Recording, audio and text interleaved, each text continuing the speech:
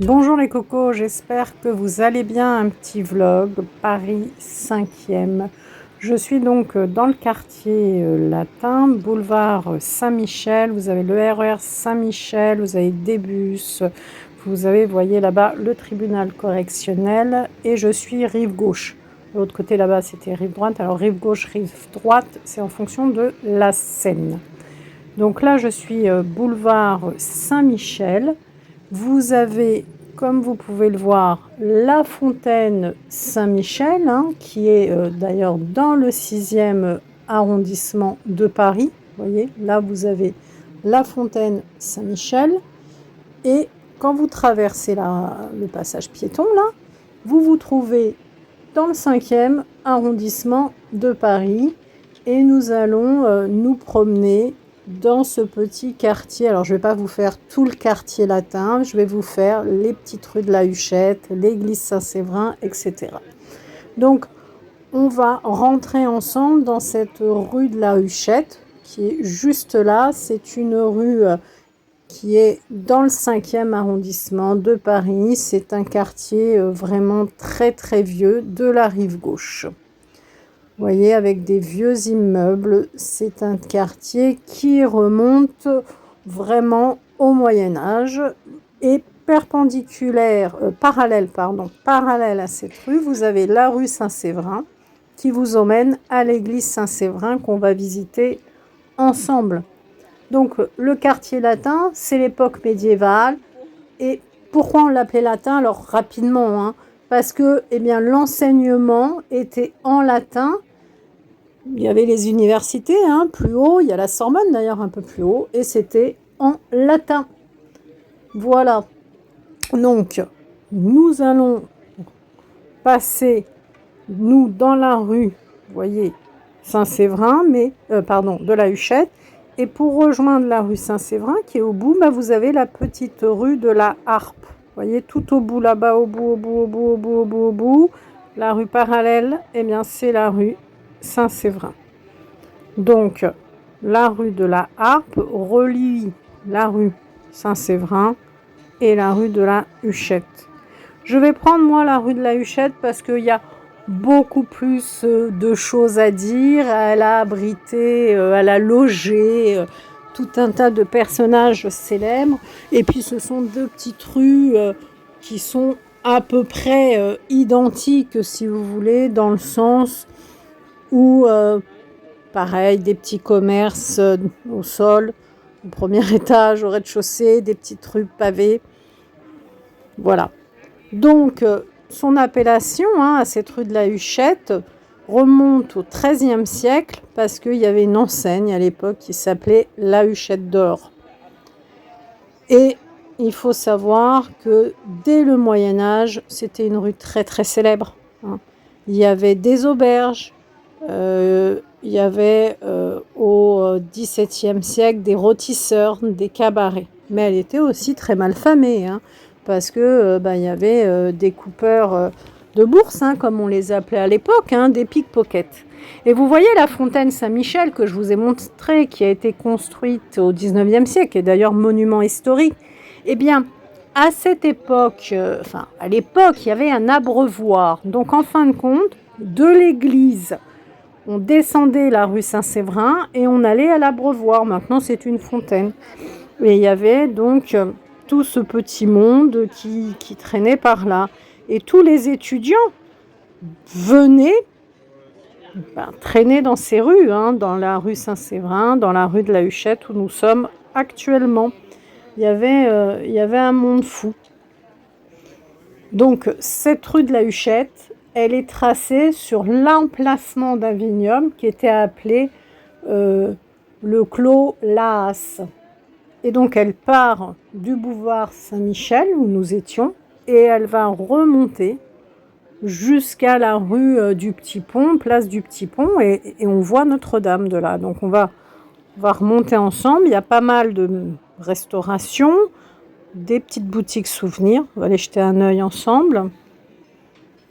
Donc, c'est une rue qui remonte au Moyen-Âge. On va regarder un petit peu les tote bags. Ils sont sympathiques. Moulin Rouge. Il est sympa celui-là. Bien écoute. On va aller voir le prix. 6 €. Donc au Moyen-Âge, ce qu'on appelait le quartier Saint-Séverin, parce que tout partait de l'église, église qu'on va visiter d'ailleurs, hein, et on va aussi voir l'autre petite église. Au Moyen-Âge, le quartier Saint-Séverin, la Huchette, tout ça, c'était très très très mal famé, hein. Il y avait des auberges, des rôtisseurs pour les étudiants, mais c'était aussi le repère pour les bandits. Il y avait quelques hôtels, hein, seigneuriales, mais c'était super mal famé. Faut vous imaginer cette rue, et puis l'autre qui est en parallèle, hein, la rue Saint-Séverin, vraiment comme des rues très mal famées. Et puis, il faut vous imaginer aussi dans cette rue de la Huchette, tout un tas, alors c'était pas ces restaurations-là, c'était tout un tas de commerces. Oh, médaille souvenir de Paris pour 2 €, petit souvenir de Paris. Donc dans ces rues-là, il y avait tout un tas de commerces, des armuriers, des marchands de vin, des chaudronniers, des merciers, des serruriers, des fondeurs, des tailleurs, des fontainiers. C'était super bruyant. Et ces commerces, si vous voulez, ils essayaient de harper la clientèle, hein, ils harponnaient les clients, ils criaient, etc. Et il y a même eu un édit qui a décrété que nul ne pourrait aguicher le chaland tant qu'il serait dans la boutique d'un autre. Voilà, c'était vraiment des rues très vivantes, très bruyantes. Là, vous voyez, il y a plein de commerces, et même quand vous passez dans ces petites rues-là, que ce soit la rue de la Huchette où nous sommes actuellement, la rue Saint-Séverin qui est en parallèle, le soir, les restaurations vous disent venez, venez, hein, c'est resté. Et il y a eu un couvre-feu qui sonnait à Saint-Séverin, à l'église. Et chacun, à ce moment-là, se fermait sa boutique, se barricadait. Et alors, les étudiants, ils traînaient avec les voleurs et les filles faciles, quoi. Là, c'est une autre boutique avec les bérets. Et au XIVe siècle, eh bien, le prévôt de Paris a interdit aux filles de se réunir autour de l'abreuvoir Mâcon, c'est-à-dire la fontaine, mais bon, ça a continué. Alors là, on arrive à un lieu important. Premier point, c'est un théâtre qui marque cette rue, puisque ce théâtre de la rue de la Huchette, au 14... non, on n'est pas au 14, on est au 23, théâtre de la Huchette, il a été créé en 1948, et dans ce théâtre, sans interruption, il y a la cantatrice chauve et la leçon. Ce sont 2 pièces de Ionesco qui passent sans interruption.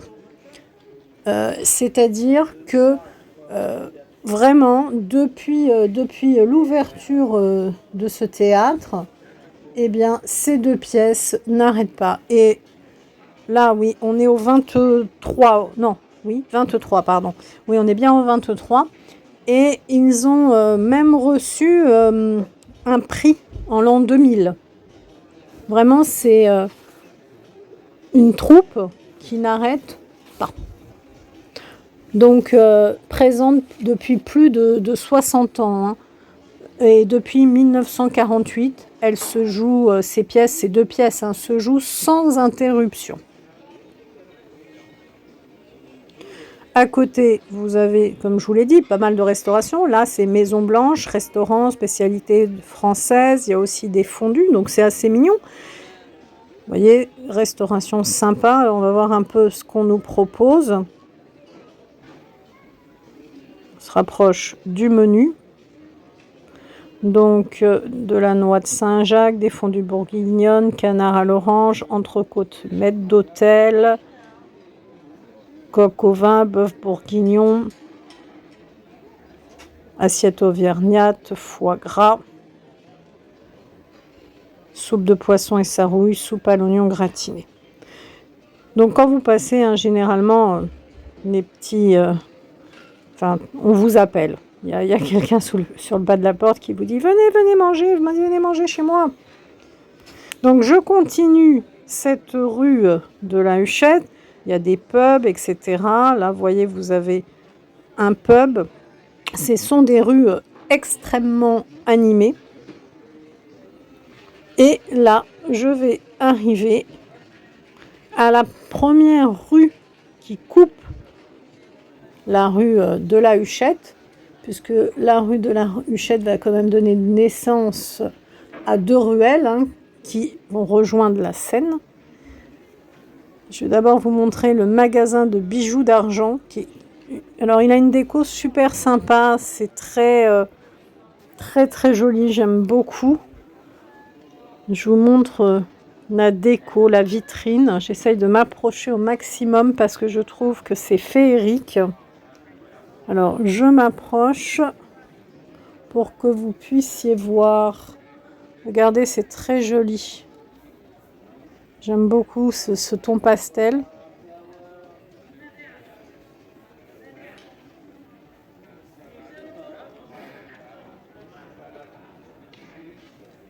Très sympathique cette boutique.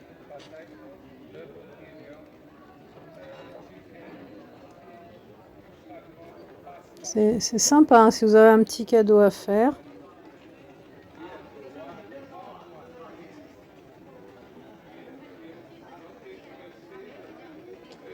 Regardez, c'est très très mignon. Donc on va ensuite s'approcher. Hop, petit à petit mais sûrement, de la première rue qui coupe notre rue de la Huchette. Alors, vous avez à droite la rue Xavier Privas. Je vais me rapprocher au maximum. Je me rapproche. Donc moi, je suis sur la rue de la Huchette. Si je vais tout droit, j'arrive... Attention, je regarde où je mets les pieds. Si je vais tout droit, j'arrive sur la place du Petit Pont, qui donne sur Notre-Dame. Donc là, je suis rue Xavier Privas. Vous voyez, toujours beaucoup de commerce.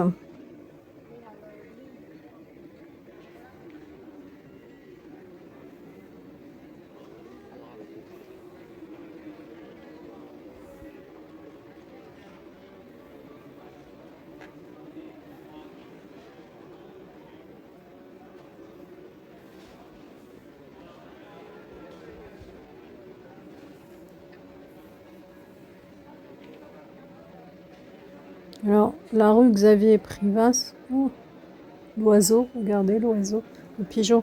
Donc la rue Xavier Privas, elle débute quai Saint-Michel et elle va finir rue Saint-Séverin. Elle est longue de 100 mètres et elle est large de 5 mètres et elle a été créée au XIIIe siècle. Et cette rue, la rue Xavier Privas, là-bas c'est la Seine, si vous voyez. Son nom vient du fait que Antoine-Paul Taravel, c'est un chansonnier, un poète, se faisait appeler Xavier Privas. Donc c'est la première rue qui part de la Seine, qui va couper la rue de la Huchette, qui va couper la rue Saint-Séverin. Donc vous voyez tout un tas de restaurations rapides, de pubs, etc. À Morino, si vous avez envie de manger une bonne glace. Donc nous continuons à remonter cette rue Saint-Séverin et il y a Charles Aznavour qui a habité d'ailleurs quelque temps dans cette rue. C'était une rue à l'époque très très vivante et il n'y a pas que Charles Aznavour qui habitait dans cette rue puisque le général Napoléon Bonaparte en mai 1795, a également habité dans cette rue. En fait, il est arrivé sans un sou à Paris et il louait une chambre au Cadran Bleu. C'était au 10 de la rue de la Huchette. Là, vous avez des lives que vous pouvez écouter. Enfin, c'est pas un pub, c'est plutôt un piano-bar. Donc, au 10 rue de la Huchette, il louait une chambre. Alors bien sûr, c'est plus un hôtel, maintenant c'est devenu un restaurant. Et il aimait, il payait 3 francs la semaine d'ailleurs. Il aimait être dans ce quartier latin vivant. Et après, il a quitté la Huchette pour aller boulevard des Capucines. Alors, regardez le restaurant Il Gigolo. Eh bien, c'était juste en face de ce restaurant, de cette pizzeria italienne qu'il logeait. Et c'était au cadran bleu. Et d'ailleurs, il y a eu beaucoup d'hôtels qui portaient un cadran dessus. Eh bien, ça signifiait le cadran bleu. Entrez dans la mêlée si vous voulez aller voir du rugby. Donc, Napoléon Bonaparte, Aznavour. Donc, c'était une rue quand même forte. Hein. Il y a eu pas mal d'histoires. En boutique souvenir. Juste au-dessus de cette boutique souvenir, eh bien, il y avait un mercier. Là, vous avez une toute petite ruelle qui, au bout là-bas, rejoint la Seine.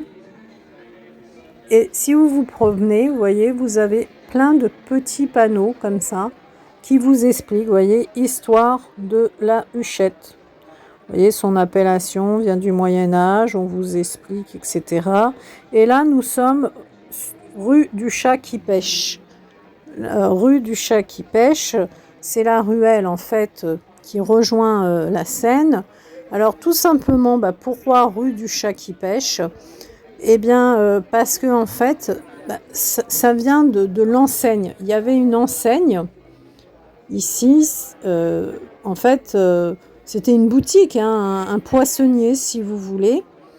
Le commerce de poissons, et voilà. Le propriétaire était un chanoine qui s'appelait Dom Perlé. Il avait un chat noir qui était très très habile, son chat noir. Et il attrapait les poissons dans la Seine d'un seul coup de patte. C'était pratique, hein, puisqu'il était poissonnier. Et il a appelé sa boutique le chat qui pêche. Voilà. Et voyez, juste au-dessus de cette boutique souvenir, eh bien, il y avait un mercier, et on le sait parce qu'il y avait un Y qui reste sur le mur, et il y avait un jeu de mots. Là, il y a une pizzeria incroyable.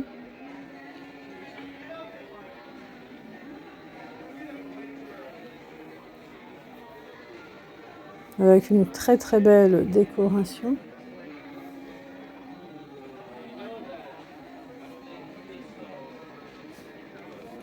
Mais il faut réaliser que depuis le Moyen-Âge, eh bien, c'était une rue malfamée, hein, où je suis. Hein. Et nous arrivons ici au caveau de la Huchette. Le caveau de la Huchette, à ne pas confondre avec le théâtre de la Huchette. Ça a été appelé d'abord le caveau de la terreur, puis théâtre de la chanson. Et pareil, ça a toute une histoire. Le caveau de la Huchette, eh bien, en fait, il a des souterrains. Alors, je vous montre un peu, si vous voulez lire, que ce soit en français ou en anglais, mais je vais essayer de vous expliquer, de vous résumer un petit peu rapidement. Donc, on y swing hein, là-dedans depuis 75 ans, hein, c'est du jazz. Mais pour vous expliquer rapidement, hein, bien avant le XVIe siècle, c'était un lieu de rendez-vous des Rose-Croix et des Templiers. Et au XVIIIe siècle, eh bien, il a été transformé en loge secrète de la franc-maçonnerie. Et en fait, on y accédait par des petites rues un peu secrètes. Et puis, bien évidemment, il y avait des souterrains, etc. Et pendant l'époque révolutionnaire, donc en 1789, vous voyez là, j'arrive sur la rue du Petit Pont, on va apercevoir un petit peu Notre-Dame.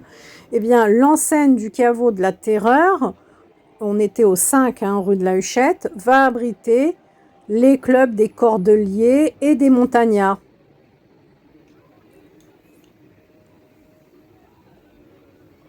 Et les principales figures de la Convention s'y retrouvaient à l'époque. Danton, Marat, Saint-Just, Robespierre. Et sur place ont été rendus des jugements incroyables.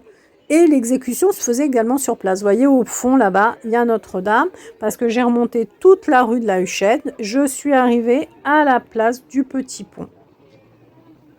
Donc, si vous descendez, eh bien, dans les souterrains, en fait, du caveau de la Huchette, ben, il existe encore un puits très profond qui était destiné à faire disparaître les crimes qui étaient commis, boum, dans le puits. Parce qu'il y a énormément de salles, voilà. Donc c'est un club de jazz qui a des caves qui ont toute une histoire. Donc vous voyez cette rue de la Huchette qu'on vient de remonter, eh bien elle a toute une histoire. Alors pour terminer l'histoire de la rue de la Huchette et de la rue du Petit Pont, puisque on arrive à la rue du Petit Pont, quand on remonte toute la rue de la Huchette, eh bien, il y a aussi une histoire avec la Seconde Guerre mondiale. Alors, je vais essayer de vous trouver la plaque en hommage à Jean du Sarps et à ses 2 compagnons anonymes. Voilà, elle est là, la plaque. Donc, c'est une plaque commémorative. On va la lire ensemble. Honneur aux défenseurs du fortin de la Huchette. Un fortin, c'est un petit fort, qui sont tombés dans le secteur pour la délivrance de Paris. Donc, il y avait 2 anonymes et Jean du Sarps qui avait 28 ans. En fait, je vous explique, le 19 et 25 août 1944, là où nous nous trouvons, donc au bout de la rue de la Huchette, eh bien, Jean du Sarps a été mobilisé, en fait, pour la petite histoire. Donc, il est mobilisé le 2 septembre 1939. Il est prisonnier de guerre, il est évadé et il rentre en France en 1940. Il va quitter son emploi à la SNCF pour tenter de passer en zone libre et puis rejoindre l'Angleterre, puisqu'on est pendant la Seconde Guerre mondiale. Et le 21 août 1944, dans le quartier Saint-Michel, là où nous nous trouvons, eh bien, ce quartier Saint-Michel va se transformer en camp retranché, c'est-à-dire que, va y avoir, c'est la guerre des barricades, c'est-à-dire qu'il va y avoir un petit fort, ils vont faire des barricades, ils vont mettre tout un tas de sacs, de sable, de sacs qui superposent, voilà. Et à l'extrémité donc des rues de la Huchette, il va y avoir des barricades qui sont construites. L'une des barricades va être baptisée le fortin de la Huchette. Une est commandée d'ailleurs par la boulangère Madame Briand-Béatrice. Et elle va donner sur la rue du Petit Pont où nous étions. Et c'est sur cette barricade que Jean du Sarps va être tué avec 2 anonymes le 25 août 1944. Voilà. Et cette plaque est en hommage à ceux qui ont tenu le fortin de la Huchette. Donc souvenir à Béatrice Briand, à Jean du Sarps et aux anonymes. Restaurant si vous voulez manger des escargots. Nous remontons la rue du Petit Pont et sur notre droite, nous allons retrouver la rue Saint-Séverin et l'église Saint-Séverin qui est vraiment le cœur de ce quartier latin. Vous apercevez, voyez le dos de cette église Saint-Séverin, église qui est située donc à quelques pas de la cathédrale Notre-Dame. La cathédrale Notre-Dame, on l'apercevait tout à l'heure. Donc l'église Saint-Séverin au début du quartier latin, juste avant le boulevard de Saint-Germain-des-Prés en fait. Je suis toujours rue du Petit Pont. Je vais prendre la première rue sur ma droite, c'est-à-dire la rue Saint-Séverin, qui est donc parallèle à la rue de la Huchette. Vous voyez, il y a l'église Saint-Séverin qui est absolument grandiose. Alors je vais essayer de vous la montrer dans son intégralité. On est derrière, là. En ce qui concerne la rue Saint-Séverin, c'est le même style de rue que la rue de la Huchette, avec plein de petites restaurations. Alors, je vais essayer de vous montrer. Là, on voit le clocher, les gargouilles, hein, comme vous pouvez voir, tout un tas de gargouilles. Vous voyez. Donc, cette église est de style gothique flamboyant et elle se situe dans le quartier latin. Vous avez une porte latérale qui est rue Saint-Séverin, mais l'entrée principale sera rue des Prêtres Saint-Séverin. Là, vous avez un restaurant, le Marmiton de Lutèce, qui est vraiment magnifique. Je vous montre les lustres, je vous montre le style de déco. Si vous voulez manger une raclette, une fondue savoyarde, si vous avez envie de manger dans le quartier latin, vous voyez, au pied de l'église. La déco, en tout cas, je ne connais pas le resto, mais sympa. Et au pied des restaurants, hein, devant les restaurants, vous avez toujours des personnes qui vous appellent. Venez, venez manger, comme à l'époque, hein, dans ces rues très animées. Donc, ce sont des petites rues étroites et il y a beaucoup, beaucoup d'animation.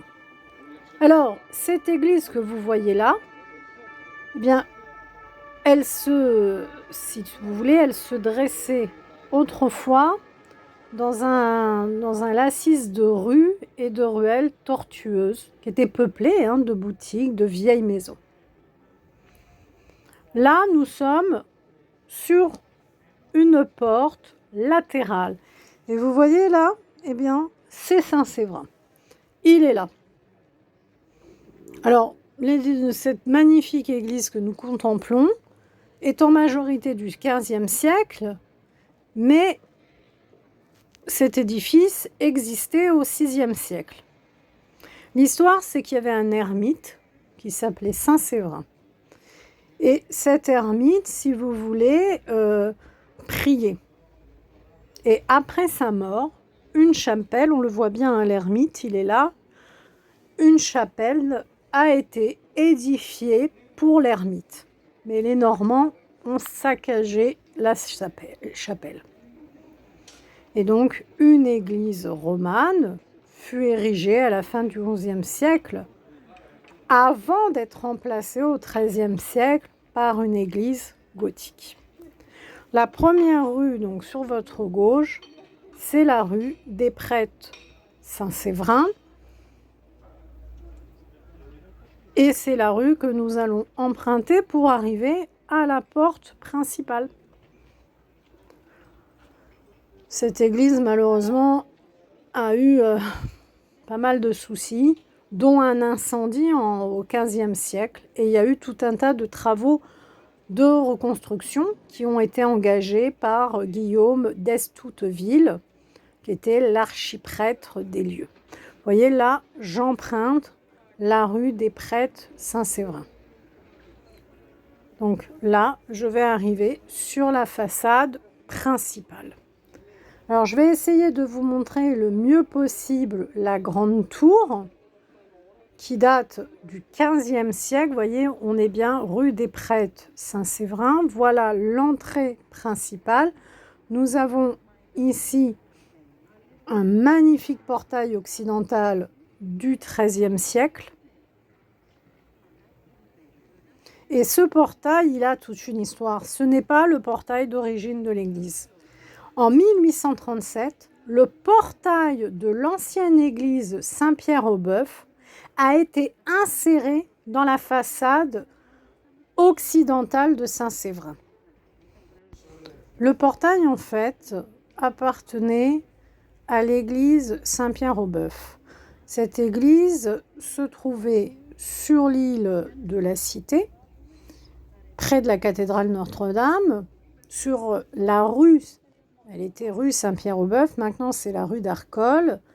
Alors, la petite histoire, c'est que la rue Saint-Pierre-au-Bœuf, c'était l'église des mariages clandestins. En gros, l'église Saint-Pierre-au-Bœuf, c'était une église où on pouvait se marier secrètement quand les futurs conjoints n'avaient pas obtenu l'autorisation de leurs parents, on pouvait se marier.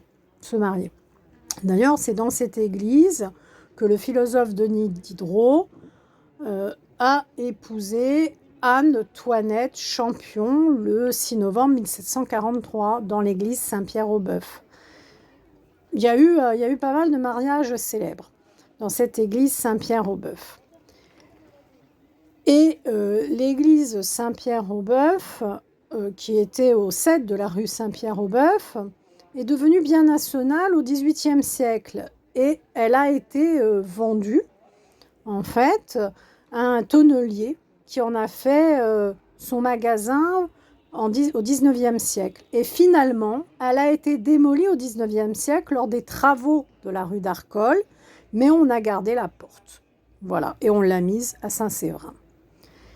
Là, vous avez Saint-Séverin, vous voyez que c'est une église catholique avec des messes dominicales, des messes de semaine, des confessions. Donc c'est une église très vivante. Donc on va rentrer à Saint-Séverin. Et donc on va voir le magnifique portail en bois de l'église Saint-Pierre-aux-Bœufs.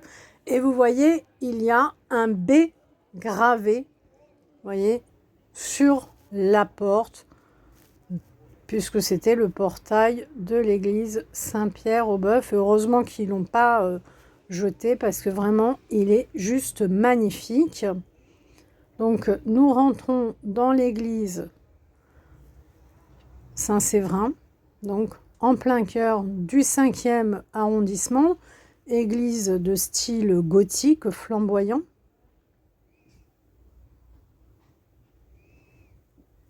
Donc c'est la plus ancienne des églises paroissiales de la rive gauche de la Seine, et c'est aussi la plus belle église parisienne de style gothique flamboyant. La première église, qui date du XVIe siècle, a été construite vers 650, donc par le moine ermite Saint-Séverin. Je suis en plein centre. Regardez au fond le chœur avec tous les vitraux derrière. C'est juste magnifique. Donc comme je vous l'ai dit, les Vikings l'ont détruite et elle va être reconstruite au XIIIe siècle sous Philippe Auguste.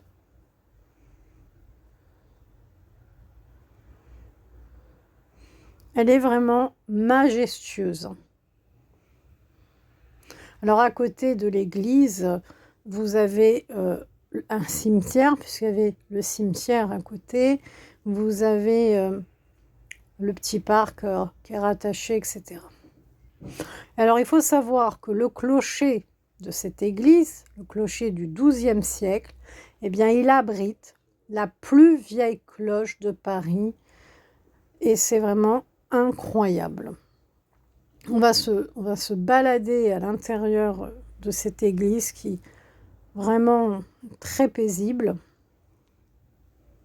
Et si vous appréciez mes vidéos, n'hésitez pas à liker, à partager.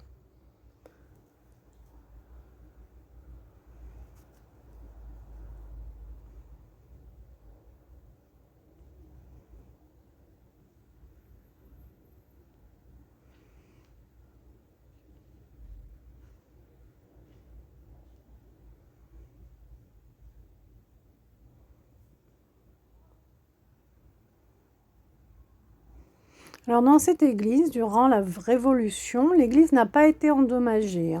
Elle a servi de dépôt de poudre, mais aussi d'entrepôt de cloches. Et donc c'est en 1803, au XIXe siècle, qu'elle redevient église. Regardez, absolument magnifique. Les vitraux, c'est magnifique. Et donc, restauration en 1837, et voilà un nouveau portail. Alors, elle est vraiment abîmée, elle est de nouveau en restauration. Comme vous pouvez voir, il y a des fissures, elle est quand même très, très animée. Et heureusement qu'elle a récupéré ce portail en 1837 de l'ancienne église de la Cité, parce qu'il est magnifique. Et donc, en même temps que le portail, il y a eu les vitraux des chapelles qui ont été réalisés. Alors, vous voyez, là, il y a un petit fascicule qui nous explique tout ce qu'il y a au niveau de la restauration, le restaurer le patrimoine de Saint-Séverin. Alors, elle est vraiment très très près hein, de Notre-Dame, hein, cette église. Regardez le mur comme c'est abîmé. Restaurer le patrimoine de Saint-Séverin. Un engagement à Saint-Séverin depuis 6 ans. Donc c'est depuis 2017 qu'elle est en restauration, cette église, grâce à la générosité des mécènes et donateurs de la Fondation Avenir du Patrimoine à Paris. Le projet à venir à Saint-Séverin, c'est de restaurer encore une chapelle. C'est de restaurer la chapelle Saint-Joseph d'Émile Signol. Vous avez vu les trous incroyables dans le mur. Donc pendant 3 ans, il y a eu des chapelles en restauration. Et là, ça vient de se terminer, la restauration de 3 chapelles à Saint-Séverin.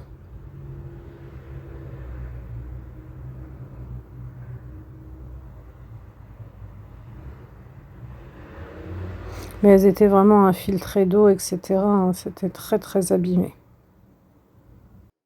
Regardez la fissure.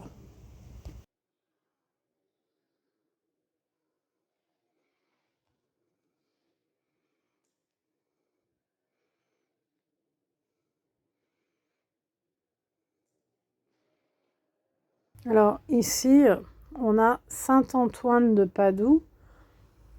C'est un saint qui est censé retrouver, vous le priez, vous retrouvez ce que vous avez perdu.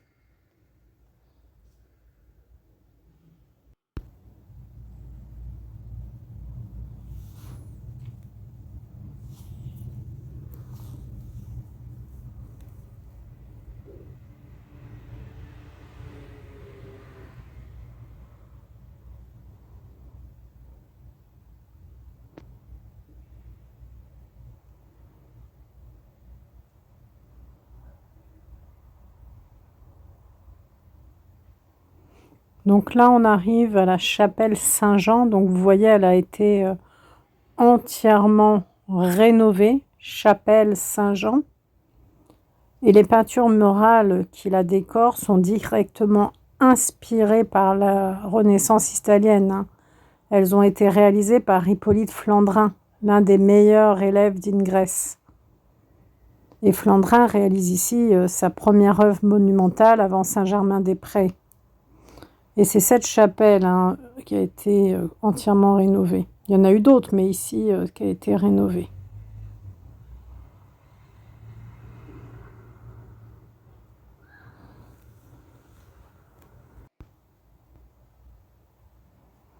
Pour vous donner une idée, 500 €, ça correspond à une demi-journée de travail pour une équipe de restaurateurs.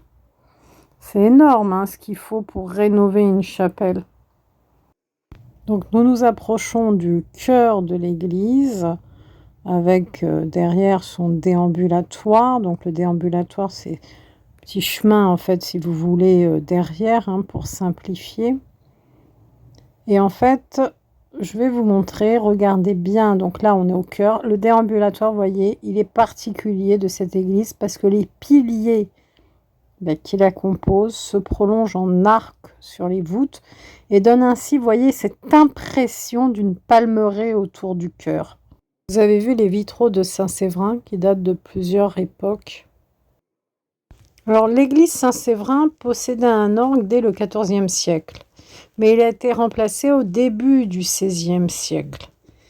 Et Michel Forqueray est nommé organiste au début du XVIIIe siècle et c'est lui qui obtient la construction d'une tribune et d'un orgue neuf. Donc quand je me trouve là au centre, au cœur de l'église, on voit bien hein, toutes les petites chapelles hein, de chaque côté. Hein. Une atmosphère incroyable se dégage.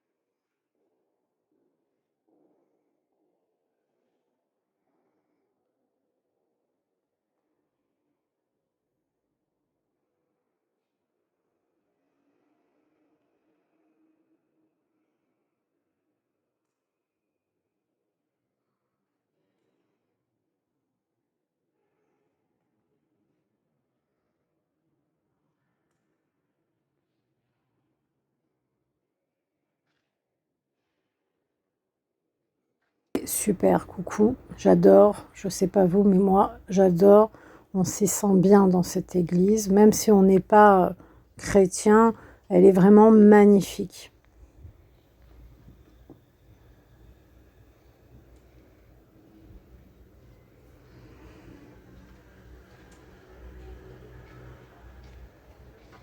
Il y a beaucoup à dire hein, sur enfin, l'église Saint-Séverin.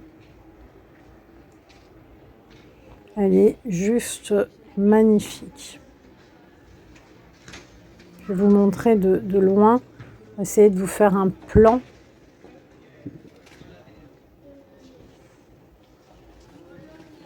Donc cette église Saint-Séverin, pour résumer, c'est une église des XIIIe et XVe siècles, de style gothique flamboyant, avec un clocher du XIIe siècle qui abrite la plus vieille cloche de Paris. À l'intérieur, vous avez un chœur du XVIIe siècle. Vous avez des peintures, des vitraux. Elle est exceptionnelle. Donc, et la porte centrale, en fait, vient d'une autre église.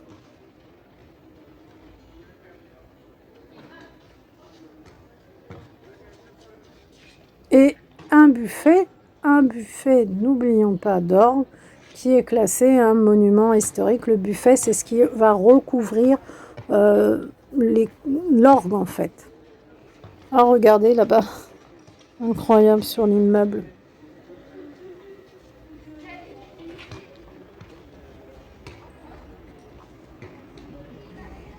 Donc là, nous arrivons sur la rue de la Parcheminerie, voilà. Il n'a pas voulu faire focus tout de suite. Donc, la rue de la Parcheminerie se trouve parallèle à la rue Saint-Séverin. On est toujours dans le 5e.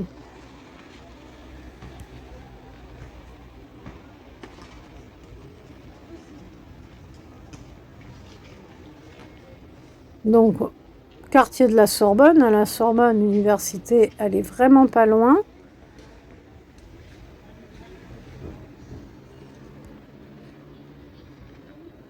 Alors, à l'époque, cette rue, elle a été créée au XIIIe siècle. Hein. On l'appelait la rue des Écrivains, la rue des Parcheminiers. Vous savez, un parchemin, c'est ce qu'on utilise pour écrire. Elle porte ce nom, en fait, car des parcheminiers y étaient établis autrefois. Un parchemin, en fait, c'est une peau d'animal, hein, généralement de mouton, parfois de chèvre, et ça servait de support, en fait, pour l'écriture, tout simplement.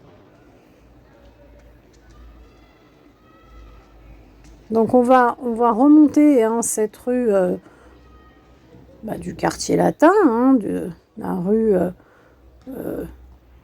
des Parcheminiers, tout simplement. Regardez, incroyable cet immeuble. Donc elle n'est pas loin de la Sorbonne. Hein. C'est d'ailleurs pour ça qu'on l'a appelée la rue des Écrivains. Elle accueillait à l'époque, vous voyez, des écrivains publics, des parcheminiers, et elle a pris ce nom au XIVe siècle.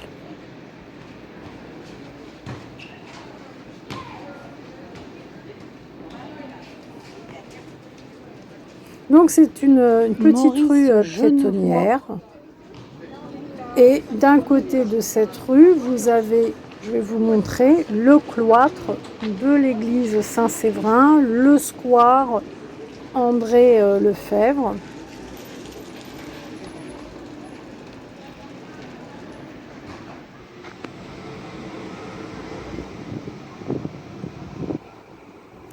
Et là, vous avez une école communale absolument magnifique. Donc, vous voyez, on a le cloître de l'église. Je vais essayer de m'approcher. Là, on a le square.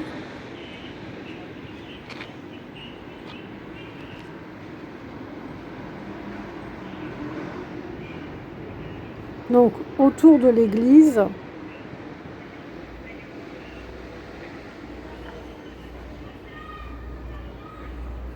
donc un cloître en fait, hein, c'est la partie d'un monastère. C'est fermé hein, par une enceinte et ce n'est réservé si vous voulez, qu'aux religieux. Hein. Et là, au bout de cette rue, eh bien, vous avez la rue Saint-Jacques, puisque la rue du Petit Pont va donner sur la rue Saint-Jacques avec ses immeubles magnifiques.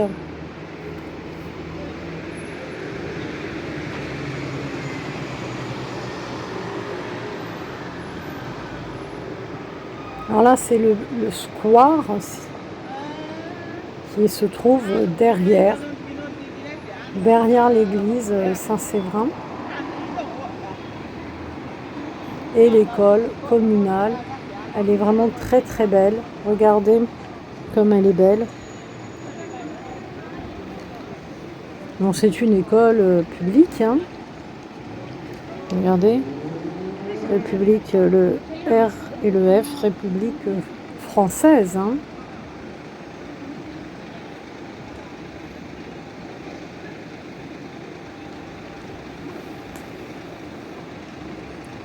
Regardez, j'aime beaucoup, beaucoup, ville de Paris. Vraiment magnifique.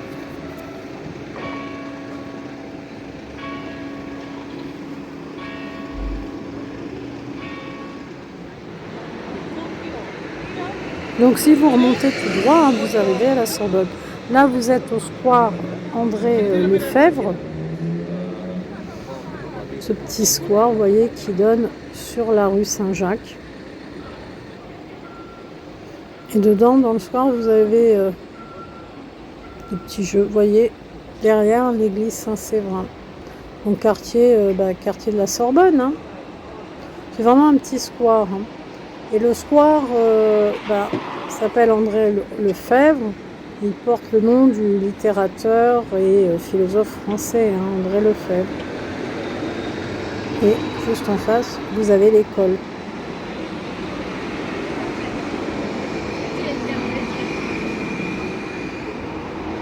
Alors, une partie du square est sur le cloître en fait de l'église. Tout droit là-bas, c'est la Seine. Hein.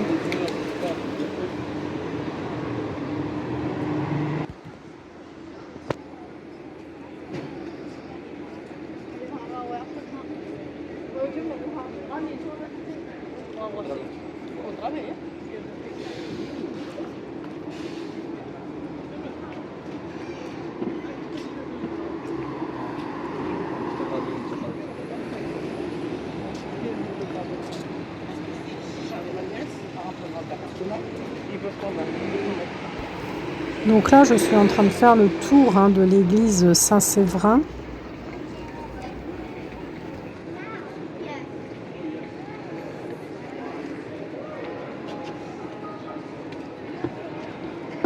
Je vais traverser, si vous voulez. Vous voyez, là, j'ai remonté. Hein, vous voyez, j'ai fait le tour de l'église. Et bien là, je vais prendre la rue d'en face. La première à droite. Vous voyez, juste là. Pour vous montrer, vous voyez ici, hop, et bien c'est Odette.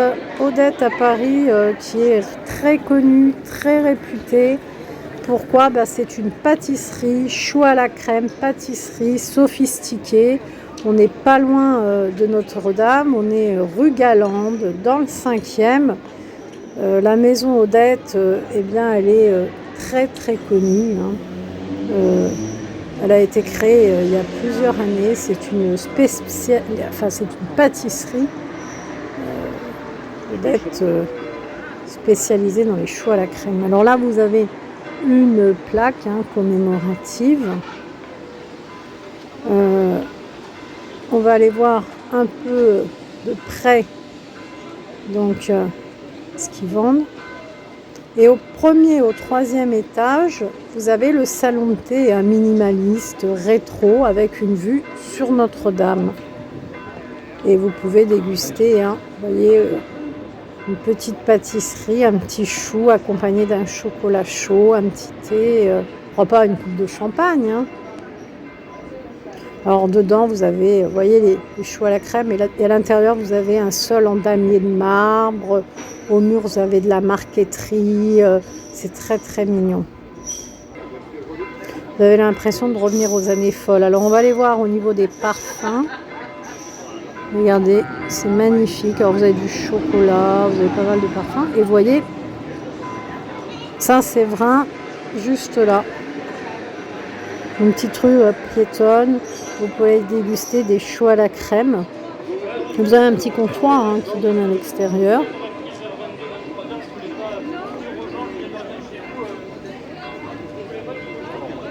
Et vous pouvez aussi personnaliser vos choux à la crème. Donc on voit Notre-Dame et on voit ici l'église Saint-Julien-le-Pauvre. On entend les cloches. Alors cette bâtisse que vous voyez là, c'est en fait l'ancien hôtel d'Isaac de la Fenasse. Et ça, c'est l'église Saint-Julien-le-Pauvre. Une église, un culte grec melkite catholique, monument historique de Paris, un style dominant gothique de transition. Et on va s'approcher, se mettre sur le pas de la porte parce que il y a un office aujourd'hui. Donc on va se faire discrète. Donc c'est une église médiévale sur la rive gauche de Paris, dans le quartier latin.